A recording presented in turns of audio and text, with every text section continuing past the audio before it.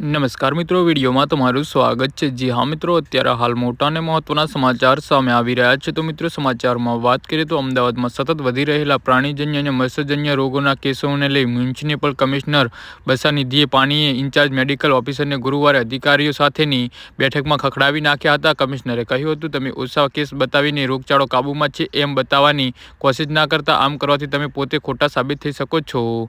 જી હા મિત્રો, અત્યારે હાલ મોટા અને મહત્વના સમાચાર સામે આવી રહ્યા છે। શહેરમાં આવેલા ખાનગી પ્રેક્ટિશનર ઉપરાંત હોસ્પિટલમાંથી પણ મચ્છર અને પ્રાણીજન્ય રોગોના પણ કેટલાક દર્દીઓ નોંધાય છે, તો એ વિગતો જાહેર કરવાનું રાખજો।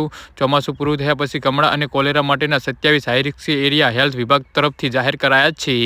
જે હા મિત્રો, અત્યારે હાલ મોટા અને મહત્વના સમાચાર સામે આવી રહ્યા છે। અમદાવાદમાં આ વર્ષે ચોમાસાનો સમય દિવાળી પછી પણ લંબાવાયો જોવા મળ્યો હતો।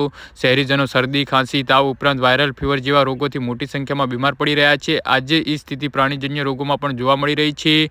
વિશ્વ આરોગ્ય સંસ્થાના નિયમ મુજબ પાણીના સેમ્પલ 95% સુધી ફિટ આવે તો તેને પીવા યોગ્ય ગણાય છે। જે હા મિત્રો, તો આના વિશે તમારું શું કહેવું છે તો નીચે મારી કમેન્ટ બોક્સમાં જરૂરથી જણાવજો અને મારી યુટ્યુબ ચેનલને સબસ્ક્રાઈબ કરવાની ભૂલતા નહીં। વિડીયો પૂરો જોવા બદલ તમારો ખૂબ ખૂબ આભાર।